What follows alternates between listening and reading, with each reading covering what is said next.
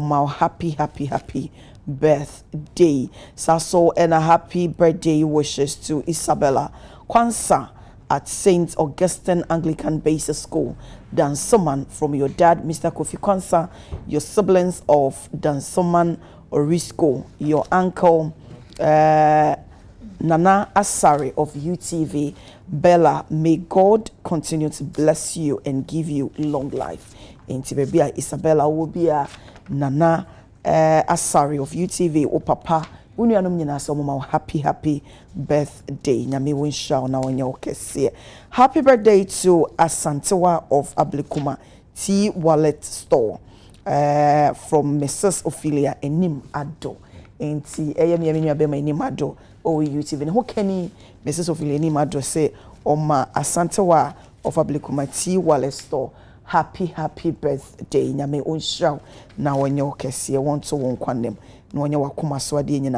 Happy birthday to Seth Obujai Entry Elias Obi, Ghana Airports Company Limited, from senior brother Adolfo Danso, and your children Percy, Casey, and Elsie, and Lois. Happy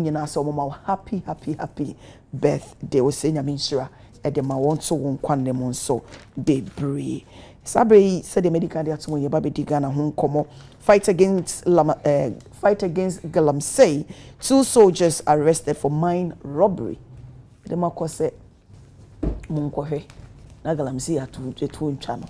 When the corono and amokoya mokobo and eda ye pono so ebidi home komo.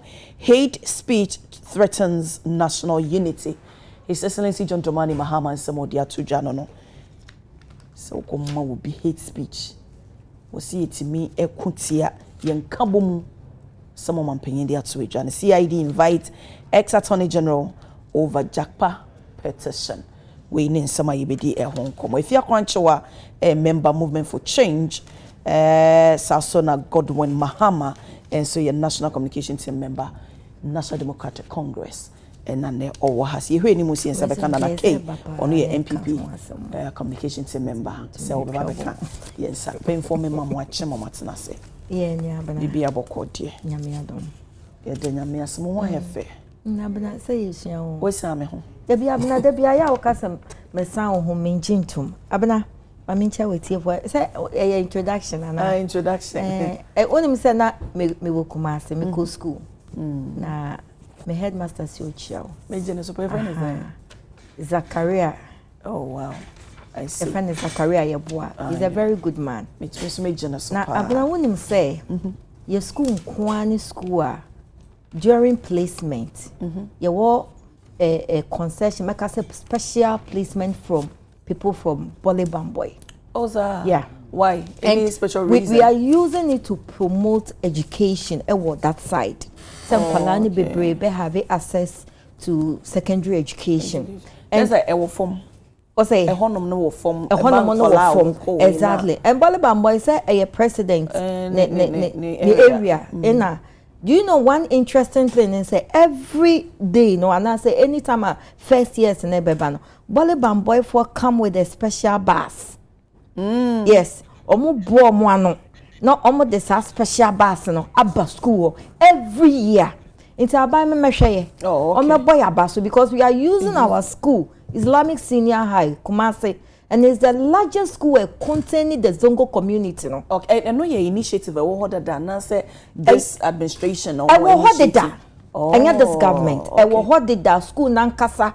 Etu no huese or de boa sadia and especially in kwala ewo sa sector. It's me over me class say ya won kwala o mu fi pagani e bi kwa antitwi. And ya na me wa kwala bi a o fi not about 3 years ni nyina no wan kofi. Oh, school no school ho ya makwan ya wo ho ya makwan ya na wa kosoa. I say ya makwan ya na wa koye adwuma. Hey, wow. Na wa beto ye bi school no de be hwe no ho no de and this boy was a sports boy.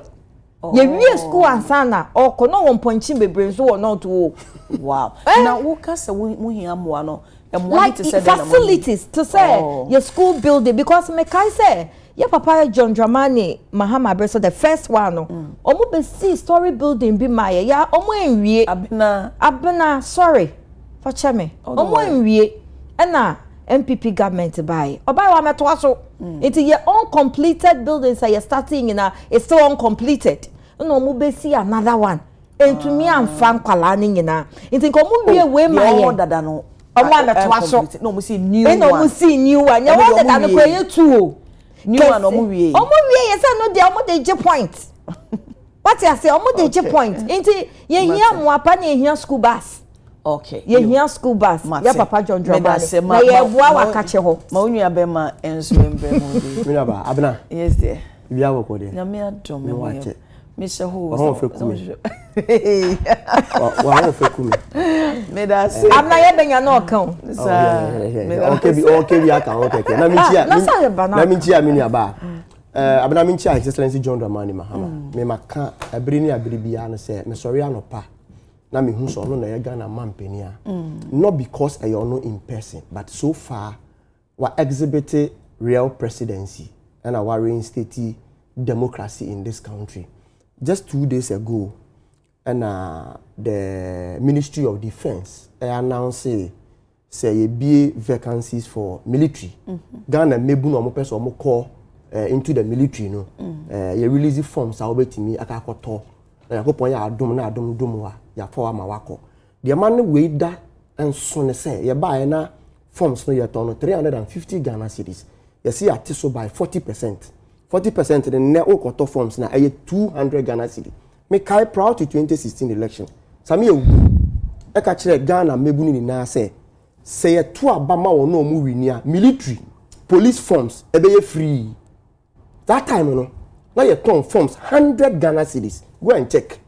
Yet this same government came a movie from 100 Ghana cedi at the 350 and John Dramani Mahama da romantino ya tiso about 200 Ghana cedi and no counting a man maybe am sorry no para me hu say NDC ena etia bemu na meni age abna the issue also has to do with the fact say matise nipa bebre mi bi omoka say e ya mpa say e ya boniensem na de nkofo eco prison.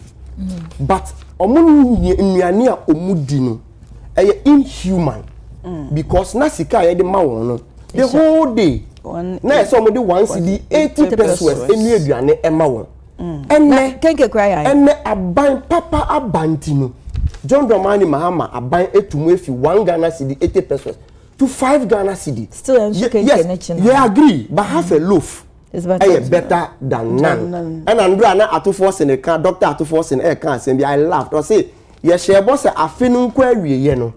Inflation ebeba single digit. In September, about 4 months to end 2025, Ghana recorded a single digit inflation of 9.4%. Way yempe way na yepede. For me, Samitianoma, I am young wa semi wo NDC mu.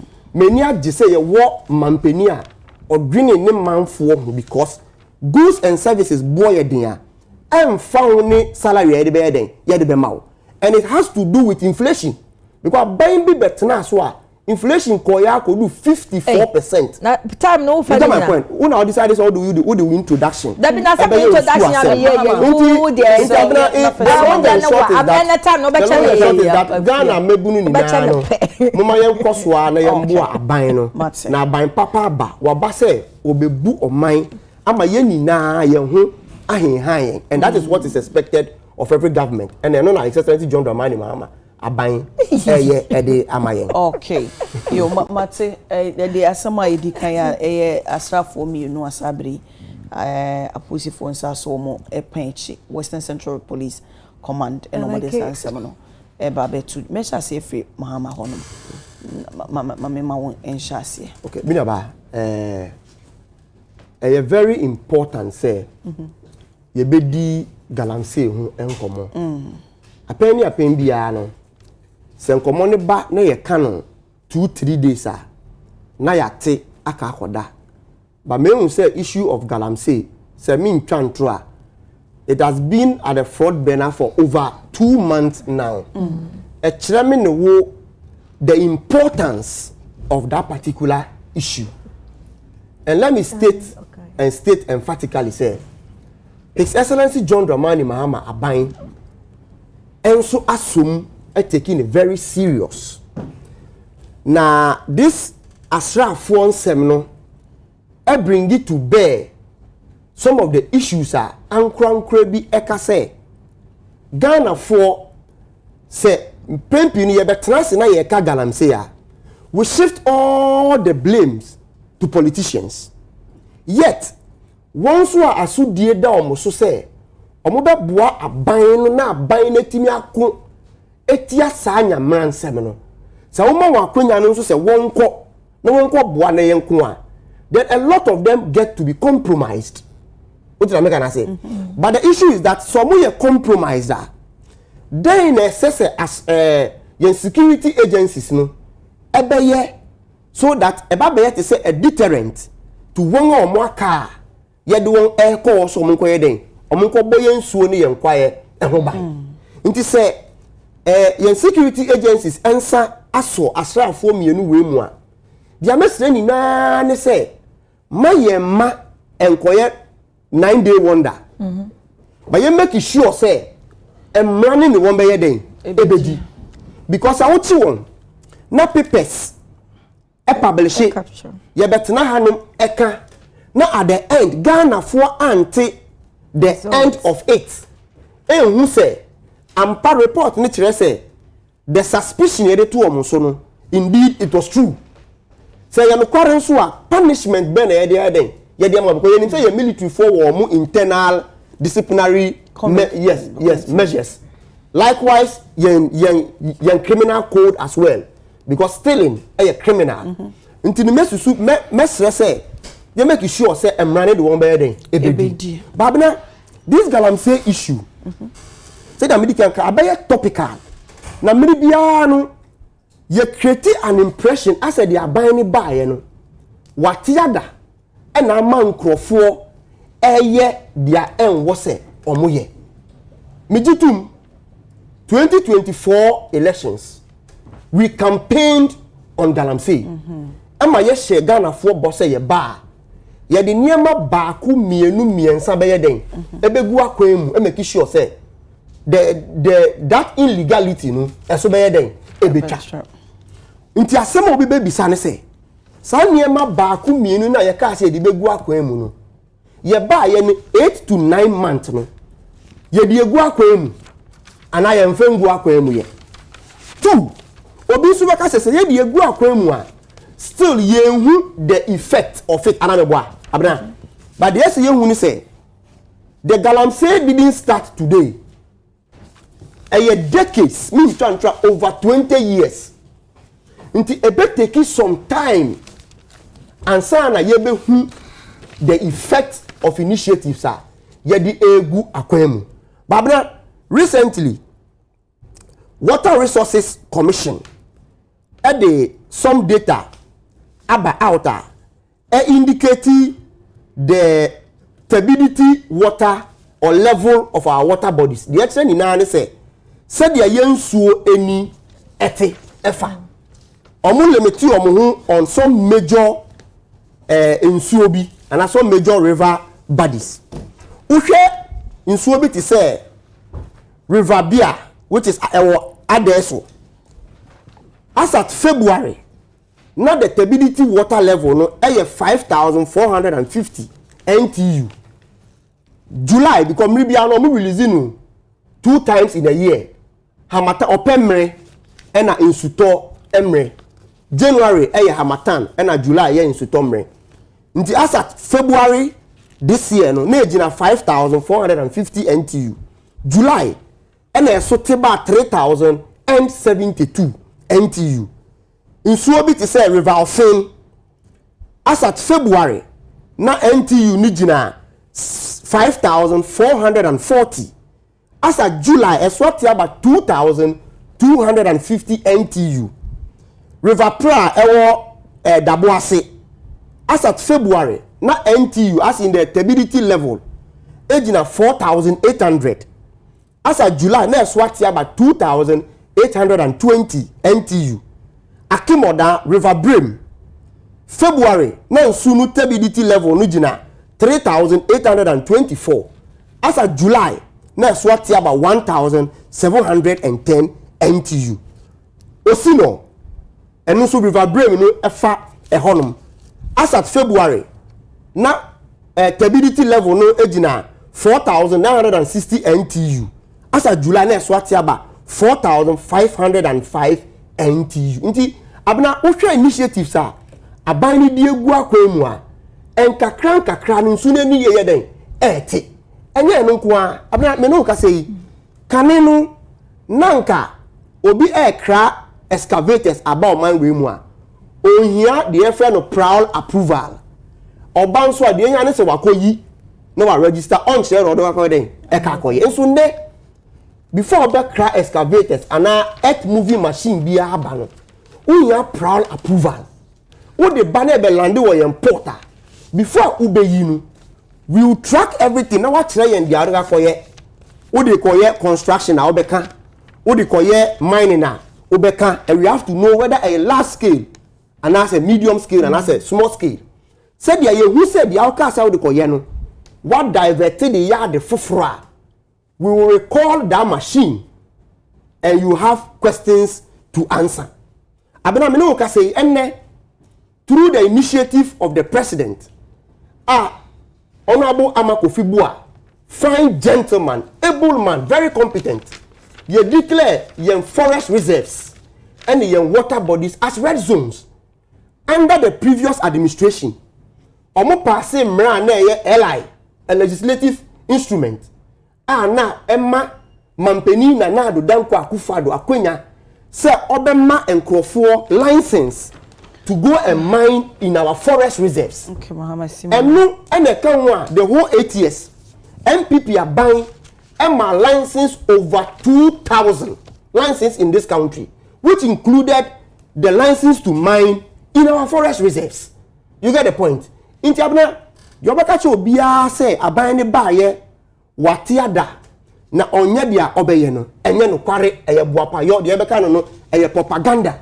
We are putting all these things in place, but they say MPP for ehuni say omo handi over a mess country to us. Omo handing over a destroyed and distracted forests and river bodies to us. Inti mess no omo create ye no.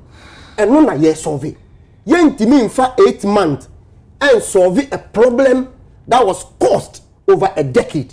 But John Dramani Mahama Aban are resolute. Ye committed. Say boshe biya ye share Ghana for and inti omo dina so to something to abama ye no. Okay. We won't take them for granted. You be make sure say you be ye amoman kaso mo nya den asose na me ka kire ono enne military forms abafem. Me no ka say prisons ya increase omo daily meal. So the long and short is that aban ensa ka military for na emra and won endi. Okay. Because we will not young allow any individual be say or then selfish interest beba be say o mine no. Okay. Or NDC new, MPP new, and running in the ND. Yo, Efia, mpacho bemo. Abna mamintia wetie for no wahwefo. Ene menuanoma mo ha nyina. Topic in here 2 soldiers. No more 6.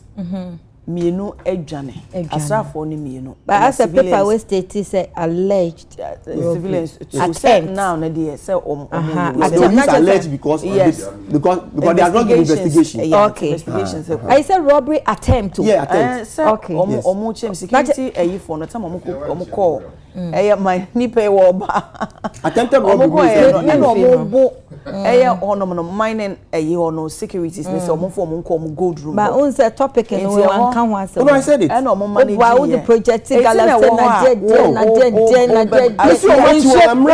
so aye poto that's a man can that is unfair. That's why aye poto I spoke about it. I feel say nanka say wo hama issue. I spoke about it and later on to talk about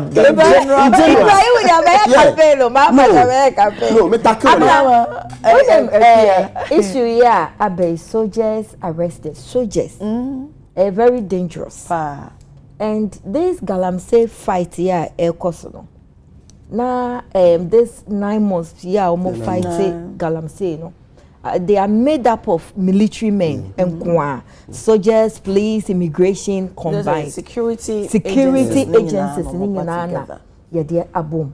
But abna let's first look at how any kwanya ye fasoa ye recruit and convert into the security system no. E kwanya ye faso.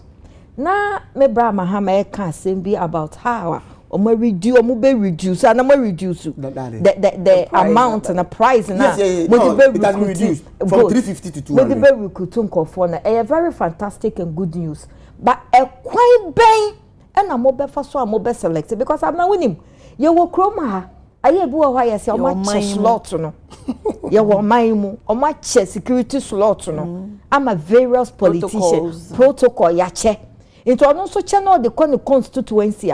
Akola sabi watine fiacha onye adwuma na bia ono so kwa ebi muton me I have evidences that ebi ma yeke ma omo slot no omo koton e man kofo but abna me be so is it appropriate now what if yeah yes okay aye GS now me pacho me yanka GS no make GS school placement go because o match no and I mean it was a school placement go no ebi to match good so how much more what the mama kan kosi enti say wo ton ama obi no any your trust slot ama ha we bring this your friends a number of people also bring this number of people bring this number of people maybe so is it appropriate way yes say your faso edi recruiting call for security assembly ye kano say akola ne te sen say the mental health te sen so te say so far as a protocol there abena onye remu a ye befa no and at the end of the day no this is a situation a ye assign such a person say ko sika so ko fight sika abena wo ko fight sika na wo hwe sika so wonye obi a we God fearing we are discipline we wa ahosha so a abna wontumi enko fight sika anase wonko hwe sika so anase wonko protect sika ama o mining na sika wenso ye sika ehye form a wo obi ade o ehye form na wafa wafa obi ade wafa o mine ade but how are you going to account for it has for wafa o mine ade what I say very good but wafa o mine ade how are you going to account for it Yemfane say banking sector no ofesika na is in the system they know the amount and no they they can account and trace it but this is sika e sha forma e sika your friends some friends say sika kokoa ufa who is going to hold you accountable say wafa into fabra and make case meaning the state but are they doing it yes, but make case is so say these people omo site no say omo psyche omo ye abena na so omo hu omo stand any adwuma omo kwaye na at the end of the day the government also allocated enough budget and logistics ebeye eni so ama this group say monje na monfa ko fight galamsey abena these are some of the things I behu because this is not the first time yet same way say soldiers alcohol soldiers akowia de wo mining sectors allegedly and I say o makoye to trust them e wo miners ye wa ha na video be trending you say boy ya friend no atokwa ame na yabuni last year video be out or assaulted police form man now what your story exactly what the story behind asamna omo jiji sika emma police if e galamsey site emma police if one to as to boabi to protect them or say to as omo be sha omo afunumu mo come after them or something and na make say if we a police in sojeni unya hohye so na sikanie yesi hweso na yaji bibreme abna me nipa meje but is it the right thing? It is not the right thing. So the right thing is she omu ma what I'm trying to say is ma omu the necessary logistics na omu eni so wa weni anso no not just one kasa you are not fit for the job nti no enough justification say will be a way more enough logistics incentives incentives I'm not so appealing and untin or more money. I'm not saying say but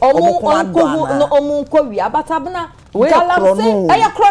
galamsey fight no a very dangerous and broad thing there be asasem we meka say ye di mu enko ahye military na ye beti let's invite people with nimdie wo ho omoye outside the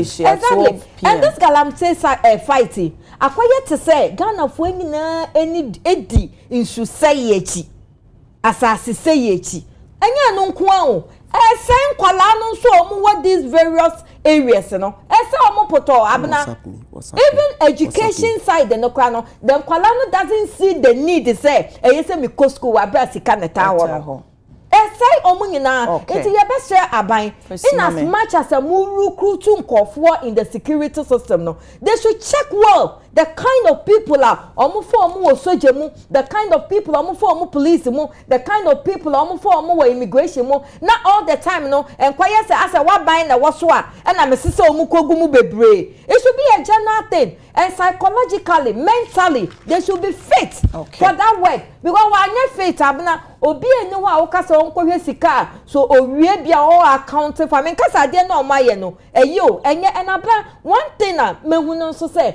galamsey site ho no most of boys no etumi she military atade most of the boys etumi she military atade to pretend the say I said they are part of the fighting forces when them say enkwala ye omo water blue water guard for ye omo say omo nkwahwehwe galamsey site ni aja abna emma na omo wom na omo nyenyimu I'm not exaggerating. I have a report on this like that. Galamsey for no nyenya mo. What you say? Mahama. Asa why America no serious issue. Anya say mo nyenyi. Sika na efra from.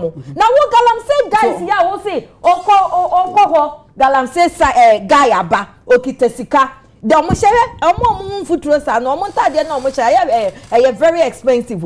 I have friends like that. So I know how omo life start here. Those galamseyers ne minus na abna omo busika omo osiketu blue water gas no siketuo e na omo ne sisi blue water gas no omo ne girls ne woman no friendly and omonye go and look into what I'm saying. You said you have a report, I'll take it. And yes, I report. They call and they tell me. Me work man say galamsey side be brave wo hono. They call. Omo influence girls no. Enti ye best mahama mama mani nko ho. Ya man no. The galamsey ni bi one no if they are in a relationship a beden wakwa hint across any person me say na ye galamsey nti or security agencies na man. Exactly my point. Okwa twempena. Okay, Mate. What you say? Empena no so no. Sikanti na okwa twempena. Na sika no me ye blue water guard na ketua na nso mani. Na menya obi a month. Last year akwala bi ba out. O se na nado. Me boy e de o se boso me o ma me 500 Ghana. Obetumi ama me sa sika. Nti ye mai ye kwo ho ya nti mahama. E man na mo de o ma to blue water guard no. I don't think it's to me no say human it fits them. Look at it. It fits them.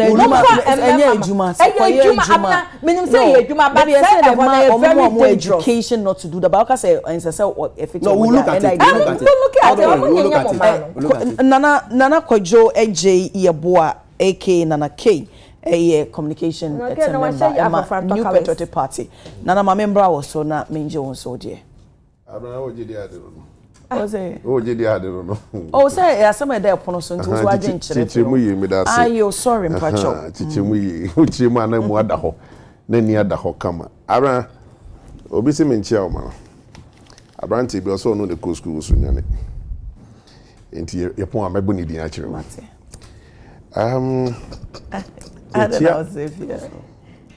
Chia Ghana for asin kunwa omo ehwe wudwumadi kase. Na programs on the doors on this will be a journey in a house or Beshab and a hofer and say or see a bonabasso say what you see over the others. Na Abana Nanake Oba me bapa o na se we so ba oba a corner so ba oba a corner I had the MNDC for and so ye den ebebo mama mako am ye wini because omo wini Ghana na wini enye ndisi na wini minim senkrofo ye genuine military guys and ase omo ye enkrofo ya oma akope military uniform no ma hye no de call robbery because abameti amaidi nyina na making kind story no na o her story na omo bowura mining company honom as asoja for asrafo ya somo mo feeling crying two civilians are na ewo no omo buy so omo nso ye national security personnel na omo hye mask enom de bowura ho na according to story no I say security guard ba ko mining company ho abra soja for ni directing wo mo say omo lead omo mati omo to gold room no enom ye suspicious when you be suma no free aban mo ba so omra e me operation na gold room no ko operation wo mo buy so mo bu security for ye wa hai to wo ye fast no quarter no free police said there be bibi cause wo hanam ni ejidi say omo nye soja for mo ye armed robbers and they say police for dimirika eko mu a omkokoche emranti na abna ansem said the esi ko no a homete kire say the amokon na ye den no say if indeed these guys are genuine military men omkonkodi akona dane armed robbers iwia gold na say military man no de koso onkonkoche galamsey ya oni galamsey ya ne be 1 2 gold no because they are also desperate for money. Nefi e kan sem bia na ye nyina ye esere me my adwuma bank bi I resigning timitimi aka de esi I was in charge of loans and the mining company bi buy so oba be pay loan no say me kona me kohwe omo site abana me kokoduru ye no senye galamsey na me spirit enyi anke bi am so turning into galamsey ya so ko musika the operator no operate excavator no only nipa ogine dey 2000 Ghana cedi is it only 6000 then I'm talking about then is it only 6000 anya no kwa ni pe o na mo buska no ne chop money 500 Ghana cedi a day abena so to gold na to ano koto ba bia rock ni wo gold ni wo na all excavator ni bucket no or the samienu ebegu nchen ye ono no operator ni dia hey awo won crofo a ehoroma ono operator no operator nkwa aside ne daily I met a young guy 22-year-old boy I know ye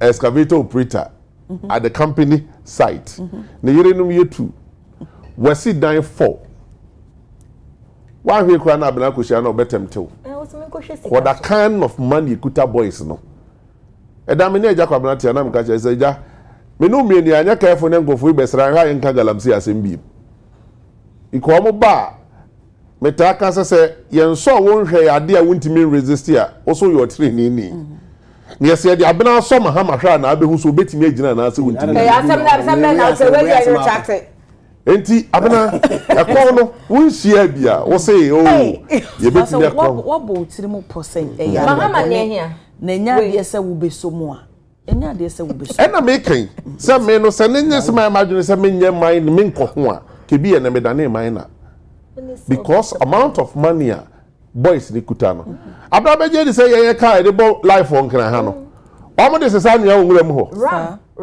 ram F150 omo de twa nua ko to kwan ko Dubai ko to cars akese e ba straight to the bush omo si sika nwura mu sika ni fie ye pesika nwura mu ni abedi wo fie enti okono the amana ya den no obi akwa the kind of money a ukosia no you be tempted se nyame anyina wachi ubeba no no masesa wadwene enti enya me ngonwa se ne sojafo a womo enkonko boban womo so di omo hagima omo wo se gold ni go se enso yekoko sesa bi but that is not the good thing I say encourage me some of these things I keep telling people o man no e to da I say san come back ne ekohwe ye mra bia na use na aka ne no a military man awo o so bob banji o man ni si wo no wo the military o man no uniform no e ye robbery na we ya ma ya do ko firing squad as ye boni o abna ya do ko firing squad ye nye boni because what the Ghana man ni nyina abna no so be say uniform na Ghana man nyina na se wo ɔman ne sovereignty ne yɛde akuta wo ɛno nti na so obi hyɛ police uniform na sɛ wo mistake na ane ne kɔkɔ ntɔkɔ a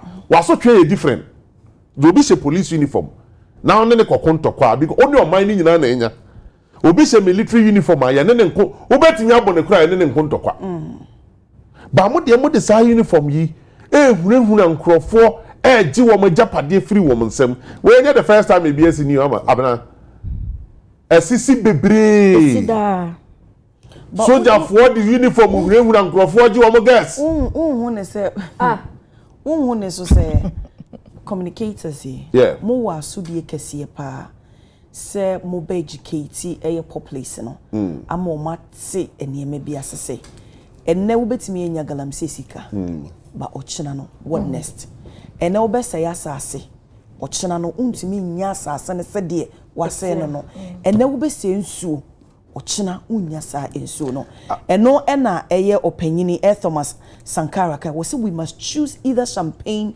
for a few or safe drinking water for all. Abena simple asem no waka no se wo hwe ba bia ba bedri me se me te se mampani mahama betina se de afiaka issue na ngasa wa address for the be MPP NDC agenda but wo hwe mampani press conference press briefing na wo ye any questions are you media for busa no on galamsey any response or demand I was so disappointed se nipa 1.5 million ye galamsey nti abey legal ti mampani say wo ukochi wo msisi ade adwuma no mo kwa akoye ade no mbedi omo livelihood will depend on this illegal act no doesn't mean say abena sam no mienu ke wo bom ne nya nipa de ko 1000 a ne ya amrobia be illegal ade a wo say ye nyina ye gina in the name of politics otiye why politics bebre NNDC MPP foja mess mining situation ne ma yen ene ba yen ene stability level ene why ntoato bebre does it solve the problem?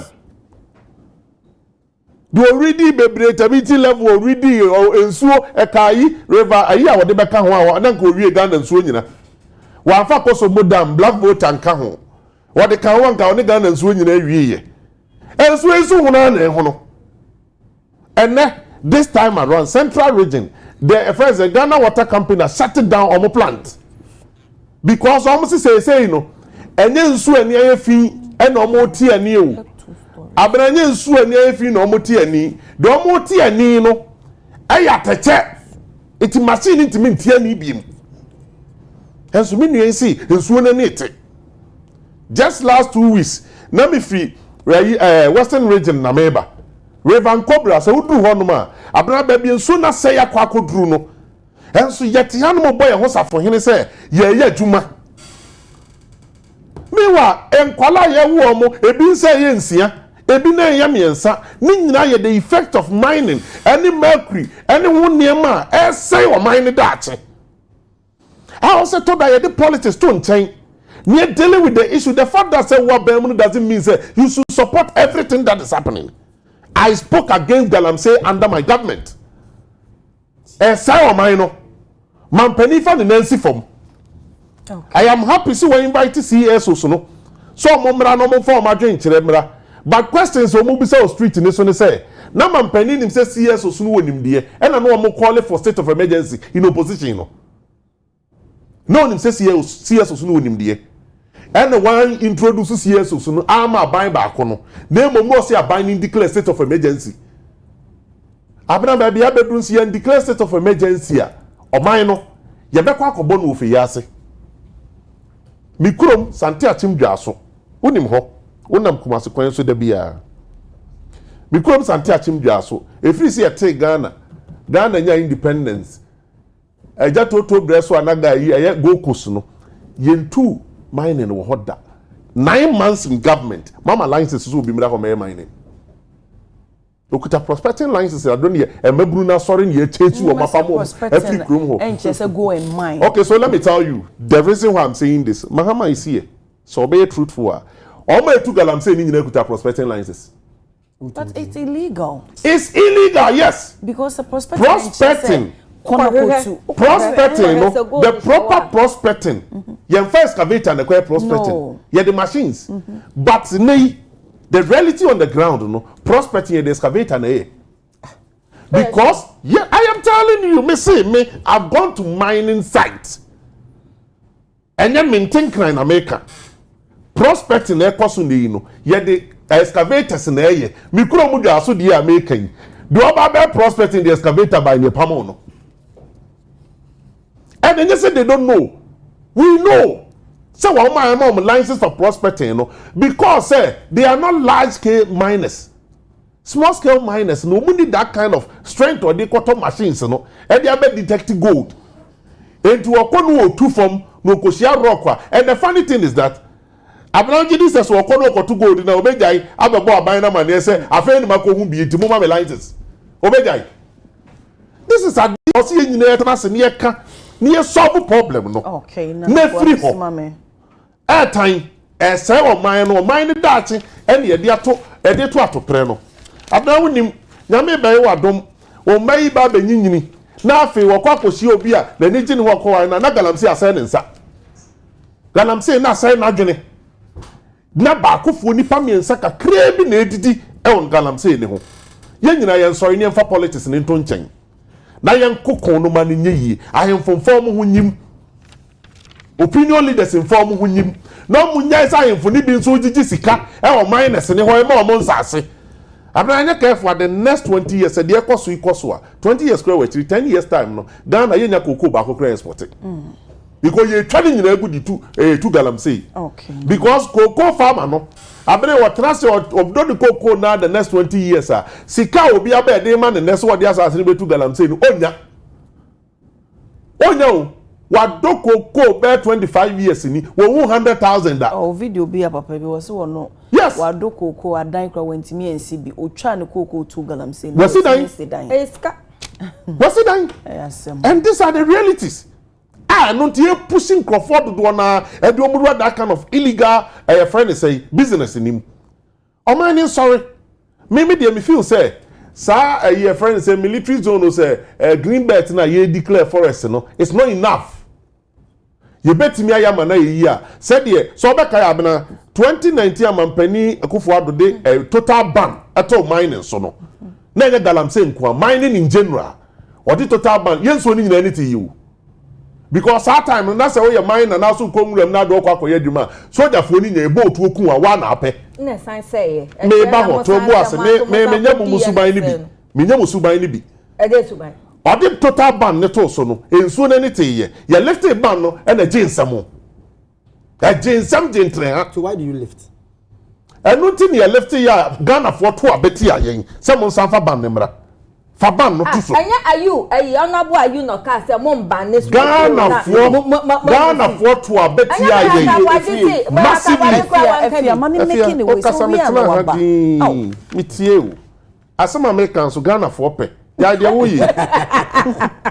Na so enough time. Me enough time. Abra say a house ya no menu. No. Abra the good thing is that Ghana for nyina sorry. Ni enkan chairman penny say won't declare total ban on mining. We make sure say yensu ni nyina ate. Anything we are afei sa security zones na wo ye no obetimi aye. River body so ko ho a esu tenkel. Ade we ye ja ma China for abedin se mu no mam. Otimi go China. Eh na me da first mama ai. Me dis ye no. Oh. Me dis ye no. Bia me di jam kwan nyina ne say mampani declare state of emergency on mining. Okay. And no mampanyine ekopie mo National Cybersecurity Awareness Month na odin se metoja. Or say hate speech threatens national unity. If ya me sha say dey feel. Abena. Nana Kedi assembly esi or the last or the chateau. Or say nsem ho ayama China for AD no.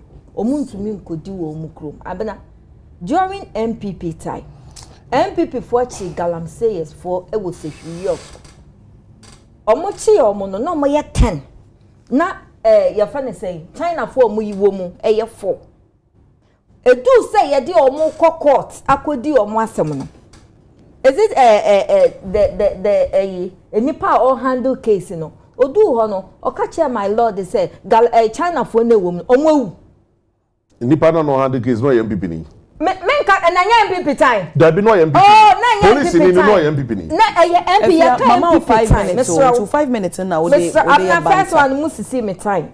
First you know 5 minutes eguso count. Enti yasre. Some people for so mo kan galamsey asa ayo mo han mo aninka.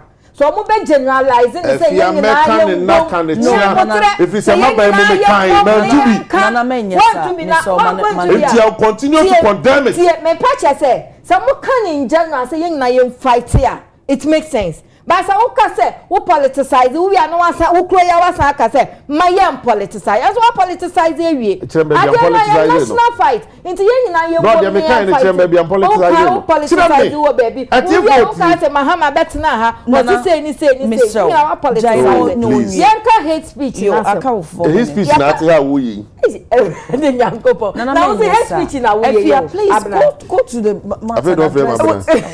abna yaka hate speech ye dey hate speech ye kasa sabi wo ka de gu ade hu fi enya kasa nko a even in a written form even you throw bibi na against bibi and say who conspire against a group of people and say even a single person na we term it as hate speech and abna yamaya ye wo me hate speech is found everywhere in our religious side, our political side, our tribal side, hate speech, ekosu bebre.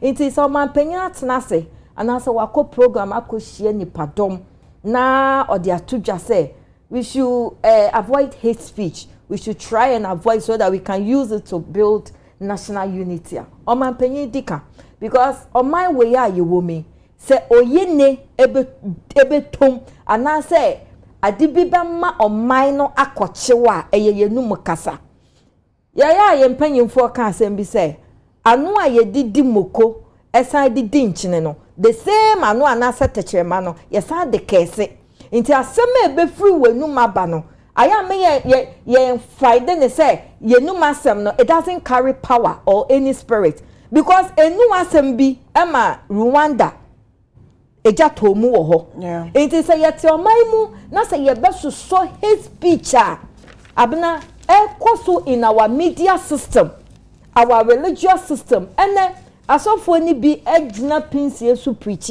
abna what ho ase one wo ase otwa wo mpoa bi ase otwa ya friend say o man panyin mpoa bi eno no ye besre ni nyina ka hate speech no ho san so omo preacher they should go straight to the point hate speech ni agenda settings ni your friend say eduman hihye ni ade omo ditia obi even when even delivery a sermon no abna ni nyina ye hate speech and now your political system hate speech is all over and now we can normal we can ye chiwa politician obenya politician panyin bi obeba beka say watch me nipa because wakoka asema enye you know say asema nipa dasani wake abna enye but politician because we kita power ntino obeka say eye papa Godfred Odame dame his picture akoso between Jakpa any Atoforcing case minimum say beba ho but me dey sample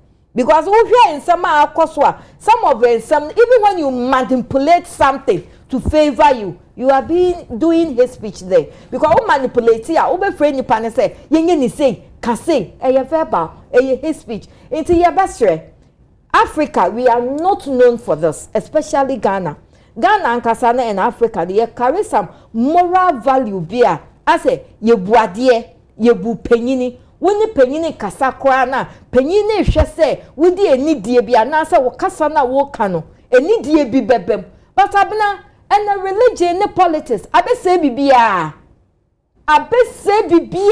in our system I say his speech cover bibia so what the yenhwe his speech koso wo MPP amayokuo mu me the example keke enye se me bo mu achi na bi na ke wa he ono kwa me hu se we make statement bi say want to me ene abronye ne omo ye nenye se no na OKFM for wo no na ke me bo a so akoto bom hate speech abronye ene want to me omo ye no okra wa condemn and why ade se wa condemn enipa me nsedi na mboy nti mo mi ni na my me dem nienu na mehu ene na so usu bempa ayo ene so usu bempa you've condemned it And this is the way forward. Na say hate speech you should be able to condemn it. So one condemn ya, not just a one I will say na wufu well. One condemn ya, just say you can't be a leader. A leader ne on one call for a cancer bonia unto me man be condemn it. But say your friend is saying unless started a hate speech, Canada Japan condemn me. Now then a Canada Japan into me and condemn abroad your friend is saying this man Owusu Bempadi no I don't went to me and condemn me. Nanake any MPP for any I speak for myself, me any aspirant. Mate, but me can say we a Ken boy because most of the communicators, most of them are what do you call Baumia boys into Omoba yet to me me oba ye me hu say we a Ken boy Omoba ye to me hu say omo ye Mane record that statement. National election. Mate. But sometimes I out to me. Say your ba set so. Communicators that should not be a center of your argument. Mate.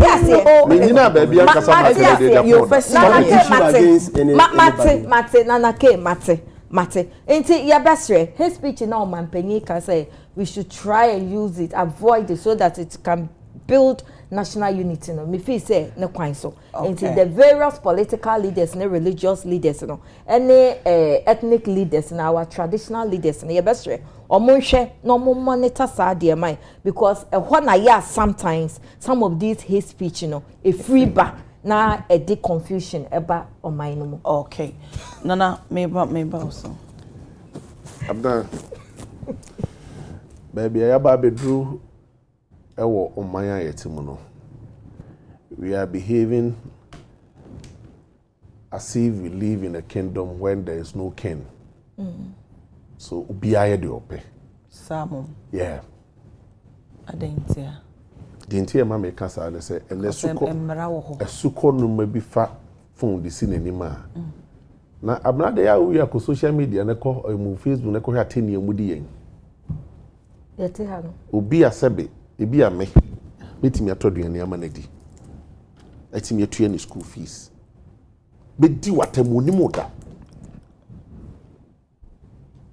minim se mu hu bi nansan ebi to wa onu akuo ho se Jacob na wondo mo ye na ama ne te na me ne betena ha na mbusa se deja ekose market te sei wose market ne nye mo bre na na mso wo hu de ka ho asema etoda na mo matwe mo ho afiri mu no ebe babonso se yenyina ya nkondem se ya de bone ye ne ntwe ye hu mfiri mu bi me se etoda abana mi ni etoda mi di wes na mi use ni yi pa enye etoda we always speak against that yire wo ho me bo abaso yire wo ho ene ye entertain enema tan na bufu.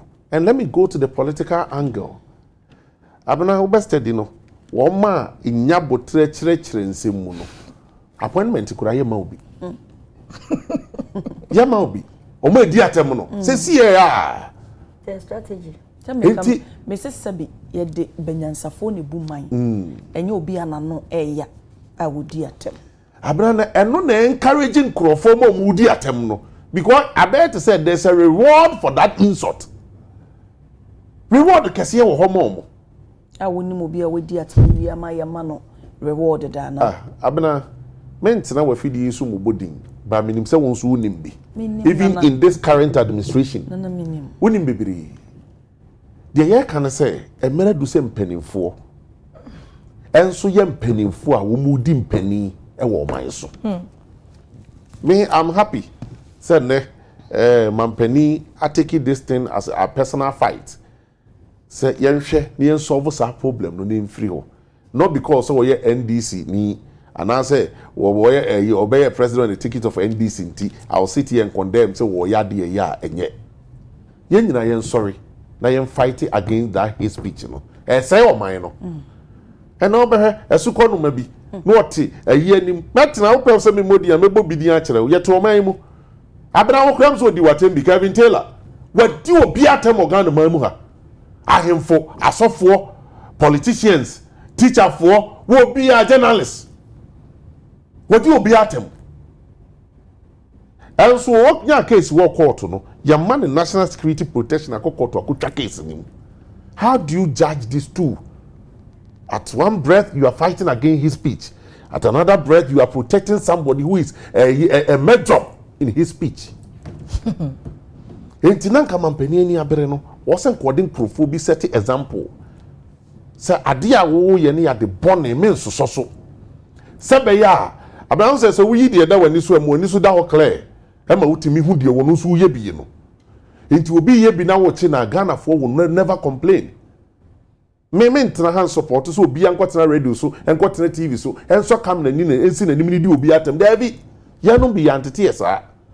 Eye suban fia Ghana for so eni kwanse so. Enti se mra papa bi won mo se ye kekere na de ban ne asotwe ebeton krofo ye sa de ne so a yenye na emu me ma ne nya one sided sabna do ya abna de won de ye de ache no afia ko ka bia ne ache afia na no timi support se afia abna ye bi ya ntini ntu su ko ye bi no. But I thought that said he would read the meaning of his speech now, a generating anger from those you are speaking against. Abna what you say? E dia bufu efri any yaudie a betimi de wudi aba. Ko so betena ha na me di abna tem di na tem a obitimi di ho yaw enim guase ade gu no di fadro no anom no awu. They want me handle no. Abro bi so ebe bo pa ma won so won be medi watemu ebi ada dem ye ba beja okwan entinya de o se encourage eye suban fi suban tantan ya Ghana fo osua ni ni ba bi omusua de ni free na bra ba bi e time pa ye ba bi o se frɛ o TikTok no TikTok ho no asa ho ye freelance ye friends mama the land between two countries ya na for simple. Oh, the land between two country borders, no, you wouldn't be a different. Oh, Mekaya. I say a free land, and you'll be out there. Until TikTok, what dear? I don't pay me see me who be. Ah, Miss me responded to it. Say a minute, Ababa will be at the NPP General Secretary. And an old dinner term. Justin Frimpong Koduya. No man's land. The old in a temple holding so a and Abna General Secretary statement or a petition on their discipline committee they say. Aye over abronye accuse no or no General Secretary they say.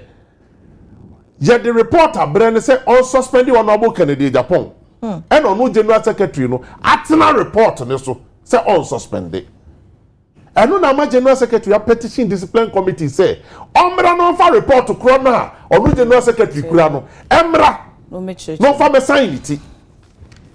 But ababa wa wodi na tem ne say odi na tem because say General Secretary ese abronya didi Canada Japan tem, which is two different thing altogether. Two different thing altogether. Also what cassette ya me personality e tram trot me so.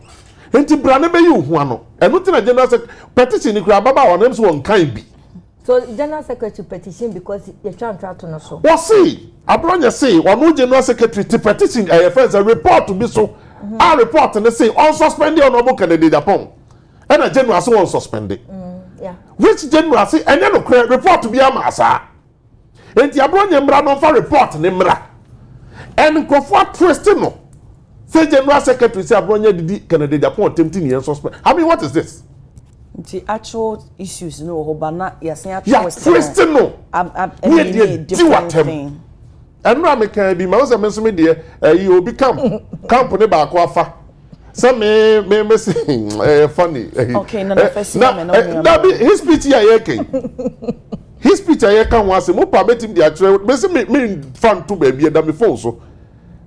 Me masema me kan say his speech won sensem na ekoso ni ateni na ekoso no. Me feel say somebody like a regional chairman of Ashanti region, any regional chairman or Bono, any chairman won't to me, any Ernesto Usubempa, the party should suspend them. Because Omunire put a party positions and party constitution impo and mount quine. So bet me declare support as party official at the one aspirant. When I referee, then I'm going to declare my support a man for. One referee, one no edi match no, ni team na eboda. Enti me masema me kan no, abna do makotwero. Me kan ya kire wo. Na mkrofo atiase. This nonsense must stop. Baumia boys unto me and abronye destroying our party, MPP Nana K fires. Asema me kan so have nothing to do with Dr. Mahmoud Baumia. I'm talking about these 3 individuals. Woman sema woman kano. Egu party ni ufin. Say party no. Yegu so aye say ye hudi ye ho atem no. At the end of the day, baako na be wini, baako wini wi a, ya to ye ho amahama. Ani asumasi. Tia no mo be gina. Wone wa wusi ye wa asumasi no. Ani no mo be gina so. Edi do na mesi minim ni di abra. Ani no mo be gina so akaseti aye. Eti ya sra party for. Okay. Munya idea koso no. Na obetimi adu candidate ni what dance here without insulting other candidate. We be wini. Okay. Mahama Abna mame I sure if you say kaneno nanka obetia ne say ya fam mebunu ewo soldier mu police mu even without advert.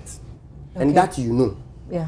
Say aban bia ba na we decide say obe advertise in the dailies na ya bohu derua.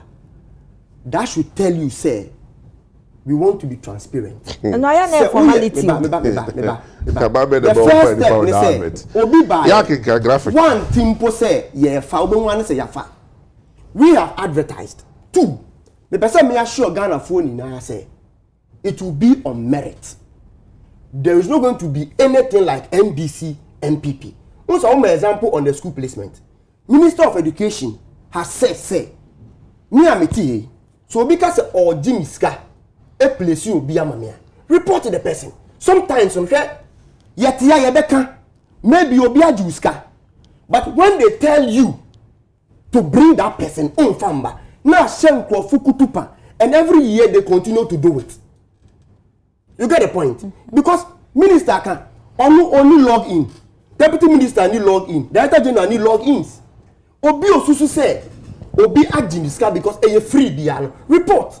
And they are ready to take the person on. And Mahama, when him say sometimes out of desperation. Yeah, no one can maybe can happen. No problem with that. Forced to do because one year ubecha parents school now work. As I say, wonya. So be at so. It's out of desperation. You won't give them money. You get the point. I'm not saying say desperation man for enye sir. But what I'm saying is that because a soldier recruitment and a man would school placement and buy. That's what I'm saying. That abandoning partial official statement said, "You are investigating all those suspected cases. Obi aba find culpable bian. Emran in ibedi. And abana only be the issue of say yawo akola means say twa oni it didn't start now. Until I catch you say trouble and kofu handy over my yen and I manage. But Nana K create that impression say and Nana ye won't call out on say that's not what I said. That's not what I said. Mama, I don't know. Nana, mpacho me ye medjuma wa. You Makasa. Abra and I catch you say omudi my yen and we are finding solution to the solution. Let me tell you, because of Galamsey under MPP, go and look at the records of Koko Yerusa Yenyaye.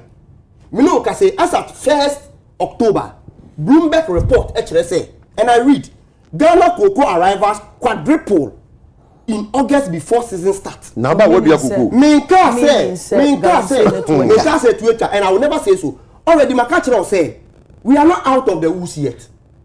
Me mean tonight I say we are out of the woods. But the American say, let us acknowledge and push the person on the hate speech. Abna, I am they say both MPP rep and Afafanto rep acknowledge the initiative of President in ATK. I equally condemn the act of hate speech. Hate speech ever in a form of a libel or a slander, which me no kasa ende a offense in our laws. se o kasatia obi na enye no kware na nipa ni susu se we defame na ogu ne ho fi a obetimi amamra ene wa eden edi to bi bebi say no wo hoda de adea den na mampeni aye was setting a committee, a cyber security committee. My responsibility ni say, as I say, you didn't near my gua kwemwa. Who's having you regulated traditional media. We are unable to regulate this social media. But a honsuna the new media, a honsuna trouble no, ewopa. Because I met na ka semen was a meka. Abena catch me semen retracted. Why show you you won't even allow my party to deploy me here again. But social media no a free range.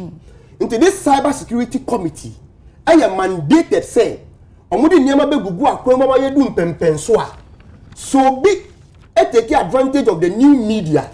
Ego obi hu fia. Ye betimi tracy ehu the source na yakofasa dipakro. You see, the issue is that abena you are confusing the issue of freedom of speech. Thinking say you can say freedom of speech ubetimi aka bibia ope including but the constitution even gives citizens a responsibility after freedom of speech. Because bibia o right no end no obi responsibility and so yes honor. You get the point? So you have limitation. Let me cite example recently TikTok. How can you tell a president say you will behead the wife and kill the president? Na se sankrofo ni yekofo won a na wanya nkrofo a they are saying say aban no tata nkrofo, but that does not fall within the merit of right of speech. A threat of death or threat of harm, which is criminal under our criminal code Act 29. You get the point? Into for me ye do pempen so a me dey say aban no ehu ni ehia say you find a solution to this problem, because we cannot take advantage of the new media. This last time na me share a certain program and now the topic was whether the new media no ebeboa and I say amba mbeboa. But abena the new media say you see a farm fasudie e wo pa. It should be more than the negatives. But now there's a concentration on negativity, no so more because the good thing because the society gradually moving into accepting attempt to tend to heroize those people say to reward them. What's here our kasa sisi ya some of the say we are make okay dia no mo be di that is the thing. So you are normalizing that is the thing. Okay share and Obobo Nkrofo bi din bobo Kelvin Taylor. I won't sit here and support any attempt. She obi to say abronye. Ninkomodi a odi. Uti abronya MPP for say they have a problem with that. Last time amu ye demonstration on my title no yensro ehunehuna.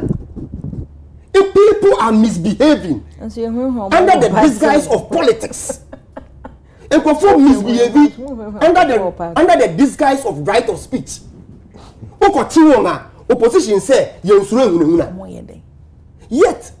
ye young crofo omote ha omo support it. You get the point? So for me, about the long and short ni na say mampeni etu anamon a say ye born abaso anamontu na say Ghana fo ni na ye for ya ho ndi ni yenim de enter na chi do abena ye say se aboa si unua so a yen ka se sore ne so o ka se sore yen so because enne na osi unua so maybe you free ne so a oba wo so nti se wo na o papa na o mama na unua bi na yendi na tem using social media unim da ebedi na tem sorry ebedu ne so ade a enye nne no ekena so enye nti mebo excellency John Dramani Mahama baso say we take that bold initiative. Mesre committee members ne so say that boldness a mampeni etekino mo mundi mampeni ediambo Emma hindrance be party me we den discrimination se party ni efidie no eso ni mu a eyi na ye mamra ni nindi na mama mbisa we say eno ka ho a the same social media be wa body shaming ebi wana na yi hwene we be bi ni tisi hwena so makeup say tisi we can say weti wo say ni nyina ka ho na see na make I say obi si eja kwabere tisi di bo ni nyina ka ho bi o say on ba be this is to help regulate but we say nsem ni bi wo ho so a enye ni na na say o dey ase ebi wo why you just have to ignore hey debi o na wo kan say hey mama ona wo kan say the way sometimes we share me and mama no make I say it me so one I said ya mete ya no bi akotro wo mo handle na say what are no crime nefe even though it is an insult it is unnecessary I have to ignore minka say minka say nini na yentungu but the bi wo ho a we can ignore. I condemn to Endra.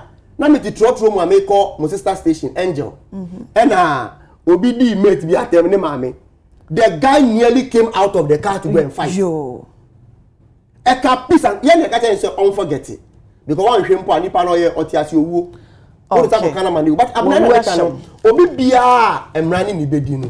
Emrani ni ndi nti na ma aya me de me de pa for the first time I stand to be corrected say yenya aban bia there is a suspected involvement of illegal mining e won the national executive sir ya hand it over ama security agency say ya investigate okay, we are not here to do selectiveness choose and pick emrani ni wudi a emrani no be den ebedi mate CID Sabre wa tonensa e de afre enkane attorney general over a Japa petition me sha say dey free nana ehonom hona me sha say misconduct akoso honom emrafo ensem abatement of fabrication of evidence and willful oppression and no capture under section 18 213 and then 239 of the Criminal and Other Offences Act 1960 Act 29 amended no ehonom 1034 until we say in some of the sponsor so it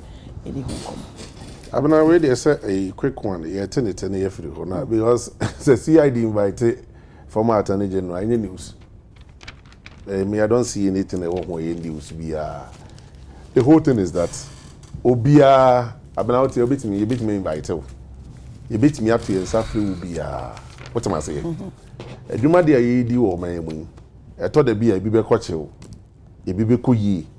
Obi nso kra betimi atana ba bi aka se da bi me ma dwene mo no me feel say ade wi abana anye ne ye ti ma me fa ne nko ne investigate no enti eye investigation a eja CID for ato am safre ne se omra no also make the side of the story no me dey me feel say the kwan so ano no na I am happy say gradually ensem a ye ka no abana sink it down into the minds of aban no say oman koye ne sa Rambo star arrest na almost started so mo ye no abana what ma say obi ti say emia menua Obama puku ase akotwra de social media ne yakobubu ne fie do ne yabubu ne pono yakos France ake ne kitchen ne yakopre Obama chidenti ami wa betimi a troll letter e invite ni pa no no waba de opeso obisa ne bia wabisa no obisa no no odi fa eno no so detain na obi ate ase. What am I say? But that kind of Rambo star, ni akose we ni a break you obi fie, ba ko bi a me hwe ye se ye pe abronya ache no. Na Moses about ni fie dey police for the national security for every wa about fie wo. Abra so wa careful na se nipa ni otuo no uzo ofi hwiri wo. No bo otuo ku wa wa ye bone. Mo ma ye nimra na so mra na ye nyina ka ho asem no. Ye ka his speech so obi kasa bone a ye nyina support se ye nche no. Mo so a ye de mra na mamo no. Mo act professionally. Ye inviting na ne kwan so ano no. Me de minim say ye here say ensa wa kika ni nyina ebusiri mu ka enkosi ba bia. Nukure bia nim that's how I see it. Oko na se okocheche ni nsemu a me gidi ye say wo besa ba ni fie aba abeda. Obekwa akotro ni statement on beso obetro ni pepe. No kwena enim no se wan frɛ Owura Japa and try to lure him to to tell him in some one can and no could be in Abena me say because and then many a rama for free ata and so chunk the petition akoma a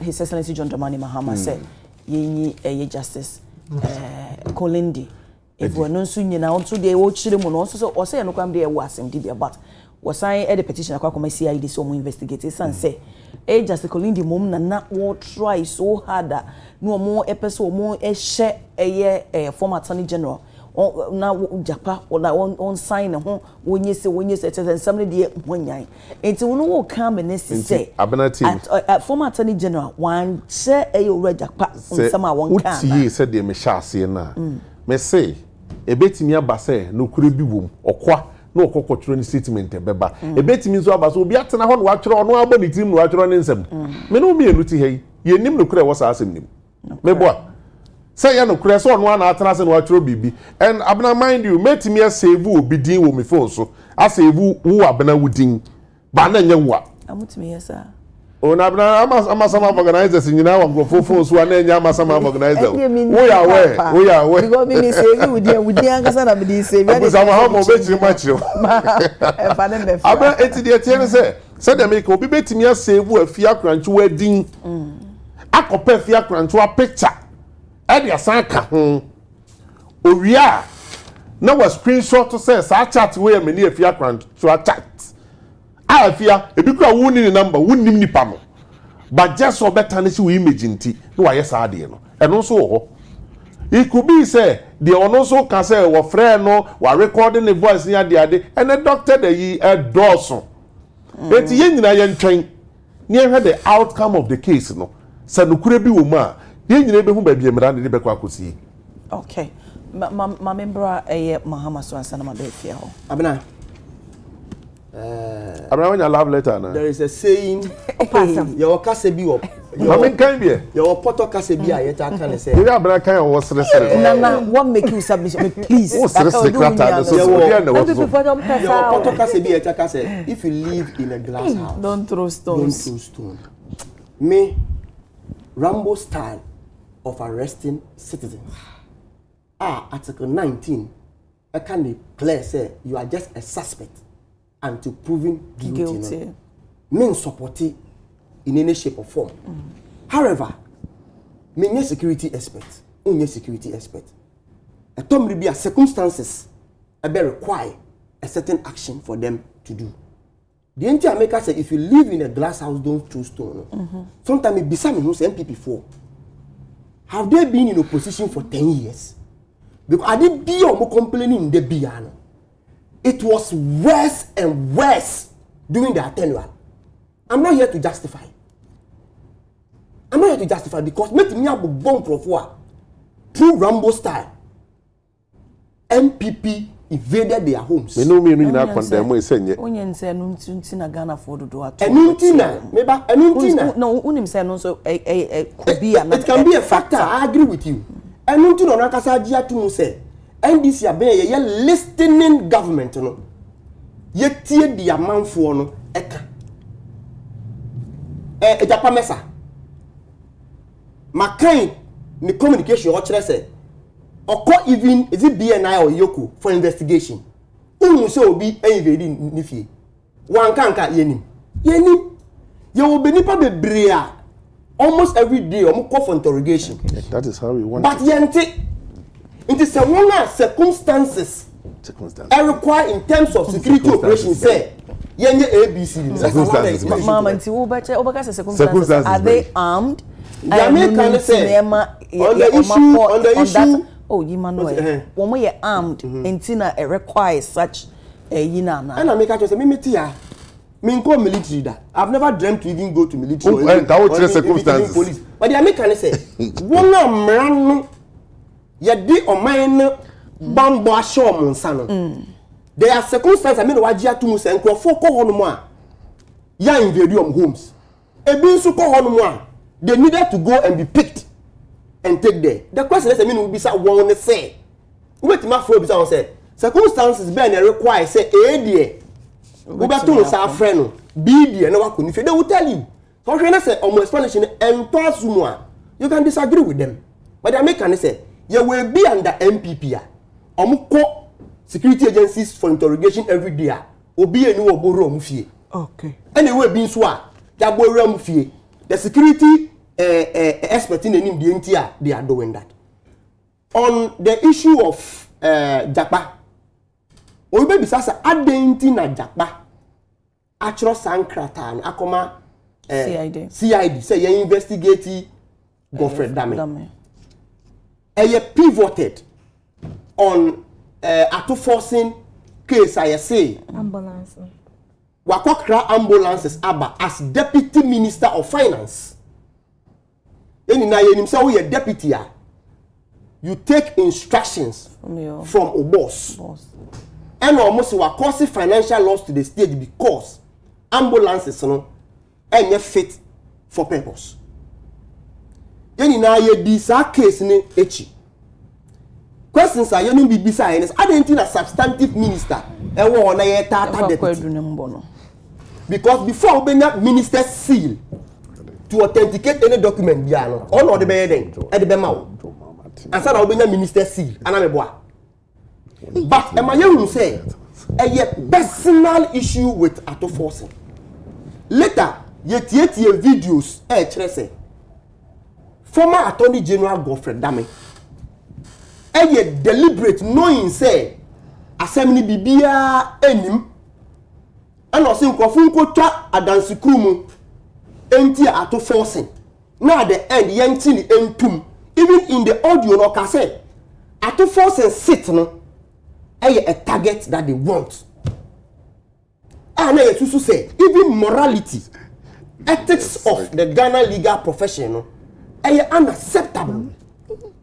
Into when and my try to remember a brief trajectory of event. Is it not the same issue now na court na a discharge? So to force yes.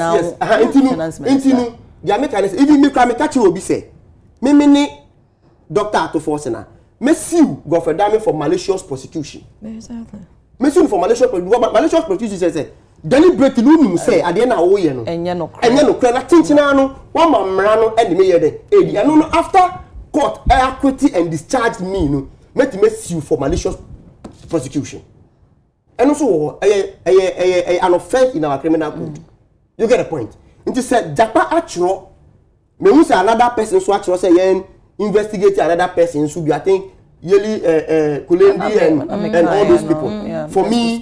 For me I am de say omuni na activate yemra laws. Emra taking the full course. Ebe there be say obi hu akedwa ana akwedwa me ma yem betena ha nka say a political witch hunting. Me yem betena ha nka sa because inyemani bi wo ho a on the face of it no metimi aka say dia Godfrey Dame ye no wanye ni ye.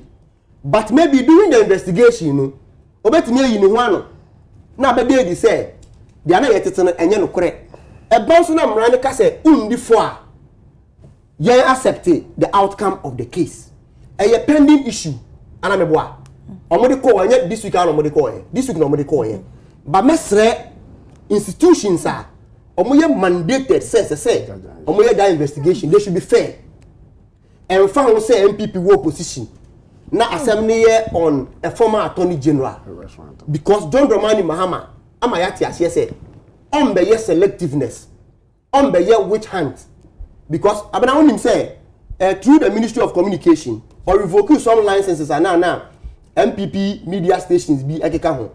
John Mahama quickly came in and said no ma won some amnesty ma won some time no muntimi eridimi omo ho. Okay so when we na kire say papa no one base obeye selectiveness witch hunting to the extent say because we are opposition intinu we are na nye kura o se ye we na say yen so o se that de enye muma yen the right thing because he has come to restore democracy and democracy must favor everybody irrespective of age, character, tribe and everything. Abena Nana K can sembi concerning Kodia and concerning hate speech ekoso MPP mo. MPP asem de any topic, but so far as me ye Ghana ni and concerning his speech in India, esa me twe ya papa Kodua adwin ejina assembly so. Now, what does it got to do? Maybe use you as an example. And I be discussing an example. Me so me can semester so. What can assembly? Say abronye eko make statement. Eno de Kodua edin ebe mu. Eno de wa petition say yemfra abronye. Ba no ote ho. Ena sebi na abronye simpenyimfo bi. Any religious leaders be edi omwatem.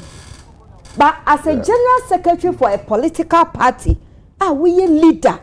When to me and carry. Oh, that's how we release a year. Abronye didi omwatem one committee, one committee. Abronye one year. Or you see state. Don't talk about something you don't know. They only disassociated themselves. They only yes. There was a statement. I read it and I remember saying it midday news.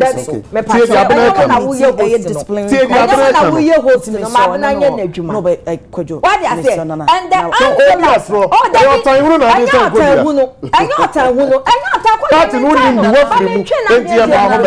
because the Angela, or no one funny dear personal, or more petition even attempted the ding in our abemuno. Sa action way. So any previous legend and now and can see so what take his action now and can do some way I would say or baby at your phone di Kodua and can see so what if you're not and every propaganda now and propaganda make sure not going be so Nana ke I don't know before motor science woman they kasa mo propaganda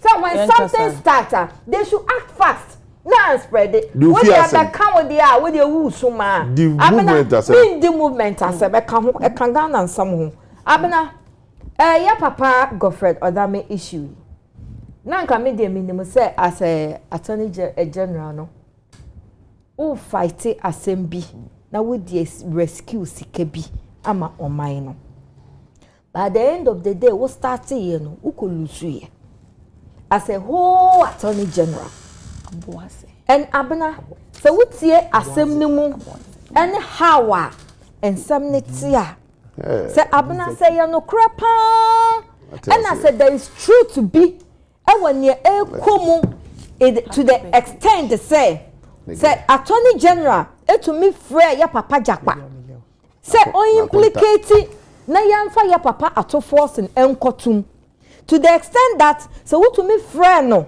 na so ka che ne say onko na yam forge false medical report emma so that on time back court e medi asem say ya papa Godfred to me free Jakpa to me coaching no how Obeba be answer the questions during cross examination. Abena say eya no krapa dia media kakra bi na meka say Ghana ye mompa ye say nyame behu ye mobo na onkoma ye attorney general ni su ene ne ban ete say Godfred Odame debi yes sir judicial system justice in the judicial system no is at stake. Who knows how a normal Godfred Odame aye in the judicial system how we implicated cases who knows to say innocent people are in jail because of him. Enti ye some way kwana benyina no when to me insecure bibia ama oman Ghana at the end of the day olusu ye and so bia na komu ye enoma ye ehwa asem ni ye and na one wish or no interest and answer one find your politics bia na there may be a iota of truth in the ambulance case no and ko be to me dey tracy sikabi ama oman Ghana but here is the case wama sadia no in some aya what system one call for kase NDC lawyers knows the law and MPP lawyers know the judges no omaya no correct e was system no mu enkofo ka ebini who attorney general case I would call yeah we say financial loss to the state at forcing I cause financial loss to the state finance no went to me and jamba rather no what didn't cho and at the end of the day enipa no oka case no hono I report it I drop petition say yan fro CID in fro no interrogate now abana going forward no asam no work court ye to me engina ha no mo en conclude say yenye say omunye say yenye say na mom ye betumi aka say omudi asam no ekom na say at the end of the day ye papa dame ne ho toche ma anase o ye guilty a e say at least General Legal Counsel no omutumi strip on the license for a whole attorney general to be involved in this so utumi emma obi e person ye implicate obi ye manipulating and all these things are type of hate speech in ibi what they are down for there where's your hate speech hate speech now is it only hate speech hate speech now one time at forcing and now Mahama say even in the audio they stated they say almost seat no almost target is it not hate hate and hate speech is not always verbal sometimes it's written and sometimes it's in your heart one come will be in papa go Fred or damn and I'm not the most dangerous thing they say the same year papa go Fred damn no the Chief Justice Assembly Bino he was part of the lawyers team what you say he was part into the nature say asam na more they support ya papa ya mame Chief Justice no no cry na say yentro here is the case of common line your friends ambulance issue crano why na basa into the nature say ya mame Chief Justice no asam na wudi na chi no what kind of crime now say we can't okay. And again I also have a problem with Yamami Chief Justice concerning this issue now onim hu bia na onim hwe because as a Chief Justice no Godfrey there or you buying lawyer into as a Chief Justice by all means they will seek advice from the woman which means and some man na amount for an answer mo petition government and as a president concerning Chief Justice no abena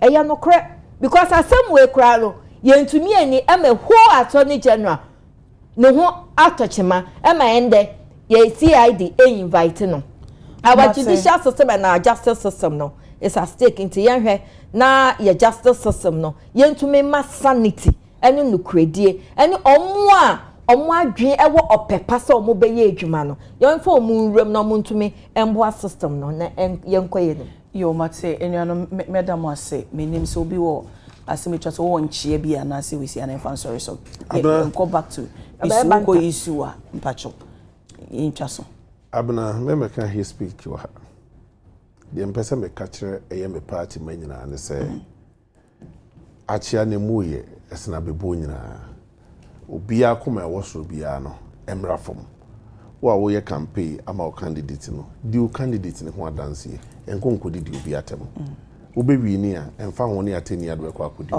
obi ama nani na ho la ye nyina ye nchichire ne ye nyina enyi okay afia abena bedie mame so makachire menchia me party mata mame start no menchia omo fanche me copy yeah everybody na ke na afia kasa na abena ne meka ne say Ghana for omo nka omo ato omo akoma ento copy di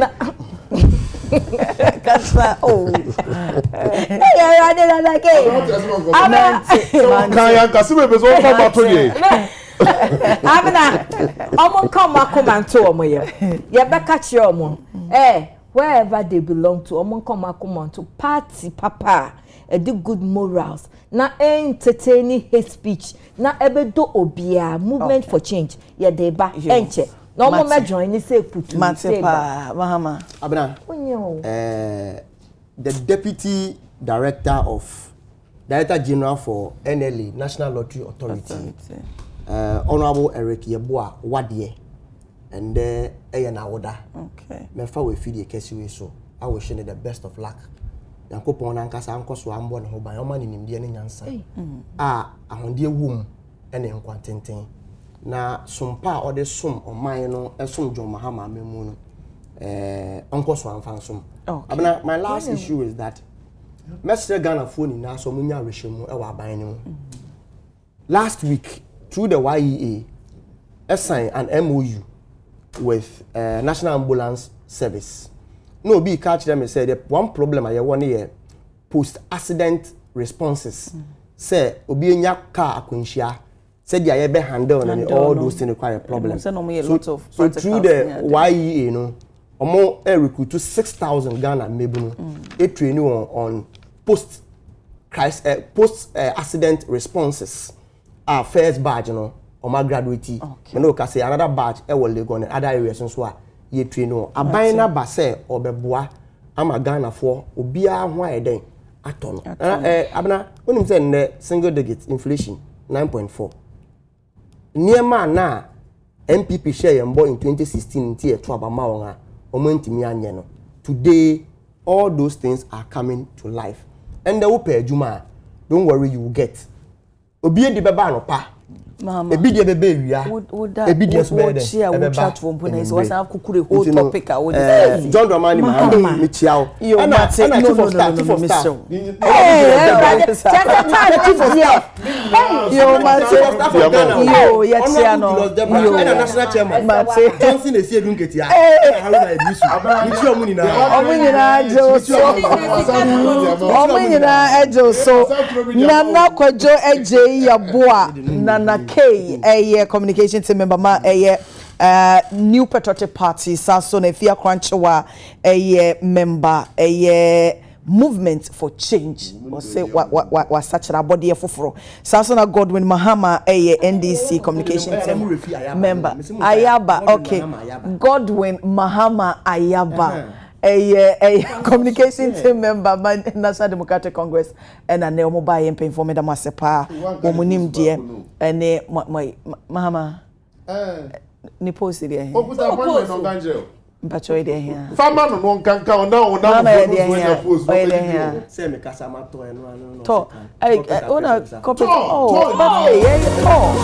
ayo me bacho corporate affairs open no what than PSA okay mamemfa happy birthday enko Emma Solomon Mahama wo VRA ewa aboaze na efri wunuanom ne abusua nyina of Mahama Ayaba wo mo se mo happy birthday Solomon Mahama nyame oisraw wunuam se omodo wo pa enkanka wunua Mahama o se odo pa anti Solomon Mahama dem Ayaba family nyina se omoma happy birthday na mamemfa another birthday wish enso a free ohene na Kwame amo ehonomo na memfa emma ne yonko ehonomo Miss Vera Mame Jesiwa of Virginia, USA. May your new year be a testament to strength and resilience, and may you embrace each day with joy and gratitude. God bless you abundantly. Enti bebia Miss Vera Mame Jesiwa of Virginia, USA will be a ohine na Kwame amo of Despite Media say my happy birthday nyame onhraw onyo kese na wonto wonkwa ennemo ene ya wada dwumedie kese ekoso na enwumri me so meto me nsa afre why ewo prophetic arena 2025 we say dwumedie nwaso kra ekoso the Hill City Church worldwide word ministries honomo ena ekoso ubepiem ewo East Legon number 14 Boundary Road ARS runabout honomo Legon intimi so eno East Legon ARS East Legon honomo ena ekoso na osofo panyini John Prophet John Anoche one hosti into Apostle Dr. Obed Amwaduku and so a minister ewo honombra no some bold word we say a prophetic arena 2025 meto me nsafro 6:30 prompt na ayashase etuo musa anti me so meto me sa afro wine to the share Google map no ma Hill City a we say the Hill City Church a we say do be ko honom ARS East Legon on runabout na so hono ntina na meto me sa de afro efia meto me sa Mahama omba ni nyina enti me pato meto me sa frɛ obibia mame enda obibia o jebre ehwe dwumedie yi asepa me da wase na matade ehye me a me ho aye fa me ho aye kama and the compliments in it ya bone bede ene ye dia so ame ya tell GH ene hye matade ya tell be mani munyamfo bi opam ntade na atade no opam na da hon ma na ehome obeka say already made ne finish ye fe ni so ye fe bibia wo de body net said enkwabra obedwudwi atade e de ahye wo ko Instagram na wabo ya tell GH YARTEL na the GH asoso obehu ne nsa no adwuma wo ho na ba ho no mafre no na se Google map no de hyem ya tell GH e de obekọ bibia owo na won so akopam ntade kama enti ko no dwudwi atade nso ya tell me da se pa se wo hyeme atade na abefo ntentan so bi ogebre e chedwumedi aseda kese ye wo de hyene nso se dane da Adekye Nsroma wo nti nyame adom ochena Adekye Nsroma enso ebeba mamenyi mpaye ma wo se onyame ntutu anamo nsisi ye na de wo ye bia o ma ne nyenhye eguso October month ene ye second into breast cancer awareness month no mo ene ye wo misrew early detection is very important. Why obi bia so wo ska wo ho you worth to be celebrated.